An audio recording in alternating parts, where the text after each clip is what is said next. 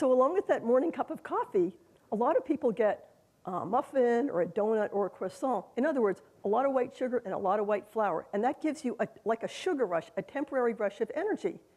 The problem is that that's followed by a sugar crash when you actually feel more tired, and that makes you want to, like, let's say you're at work and you feel tired, you're going to want to go to the break room and get more coffee and more sugar.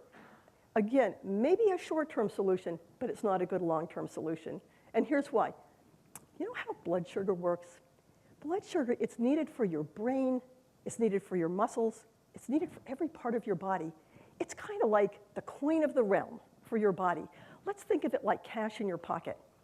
You want to have enough cash in your pocket all the time. It's like walking around money, but not too much. If you had a lot all of a sudden, let's say somebody paid you in cash or somebody repaid a loan with a bunch of $100 bills, you might say, that's a little bit too much. Let me go to the ATM machine and put it back in my checking account so it's there when I need it. That's like the body withdrawing the excess blood sugar and putting it, like storing it up. It actually stores it in the liver. The liver is the ATM machine for the body's blood sugar level. So here's the problem. Our bodies were designed by evolution to handle maybe a little bit of sweets now and then, maybe the occasional berry patch, but not the sudden spike in blood sugar that we get from a muffin or a donut. So the body isn't really prepared to handle it, and it overcompensates and takes it all out. All of a sudden, you've got no cash in your pocket. There's another thing that can happen, which is that, let's go back to this analogy, that blood sugar is like the cash in your pocket. Imagine all of a sudden you're getting a lot of cash. Maybe you made a killing in the stock market, or you really inherited a lot of money, really too much to even go in your checking account. And you think, I want to kind of store this away for a rainy day, for my kids' college tuition. And I want to put it in the bank in a way that I'm not tempted to spend it frivolously. I'm going to put it in a long-term savings or long-term certificate of deposit with penalties for early withdrawal, so I can't really get at it, even though it's my money. Well, the body, in its wisdom, has figured out a way to do the same thing. When you take in a lot of energy all at once, it says, let me store this away in case there's a famine. But the thing is, there are no famines now. And how does the body store it? It's called fat. That's what fat is. It's all this extra energy we're carrying around. But let's say you're sitting at your desk, and it's about an hour or two after that morning coffee and donut, and you're starting to go into this kind of low blood sugar. You're getting a little weak, a little lightheaded, maybe a little cranky, a little tired. You start to think you just want to put your head down on your desk and take a nap, but you're not in kindergarten anymore, so you can't. You have plenty of energy on board in the form of fat, but you can't get at it. So here's one more problem with these blood sugar surges. Did you know recent research shows that there's a third type of diabetes, diabetes type 3.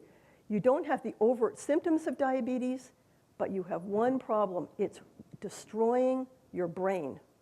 They're finding this correlation between these blood sugar surges and dementia, which means starting to lose your marbles at an early age. And I think that's something none of us want.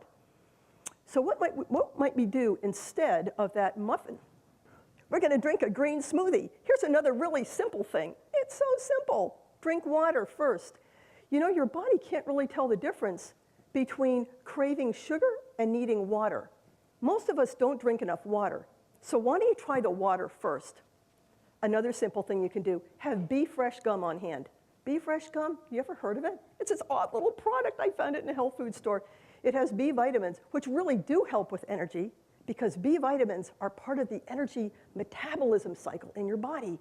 And it's sweetened with xylitol, which is a totally safe natural sweetener that actually hardens your teeth against cavities. Can you imagine? You're strengthening your teeth while you're chewing gum. And that little bit of sugar in the gum goes directly into your bloodstream, quickly available to your brain. So, another final thing, breathe deep. You can use your aromatherapy, especially if you're reaching for that sweet because you're doing emotional eating. Let's say you're feeling a little upset, a little lonely, somebody just broke up with you, and you're in the mood when you might be reaching for a piece of cake. Remember the last time you did that? It didn't actually work very well. It didn't make you feel better. It left you probably just wanting more cake. So you could try aromatherapy instead. So I hope you've enjoyed these suggestions for how to have more energy and less stress. Thank you so much. Thank you.